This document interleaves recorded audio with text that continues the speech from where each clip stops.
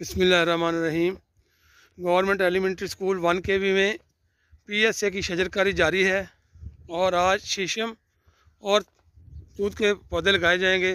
तो ये जो हमारे रज़ाकार हैं वो काम कर रहे हैं और इंशाल्लाह आज शजरकारी की जाएगी।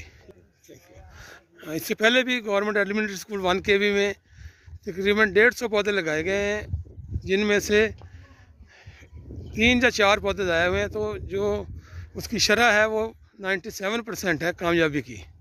तो इंशाल्लाह आज ये शजरकारी जारी है और उम्मीद है कि ये पौधे भी कामयाब होंगे।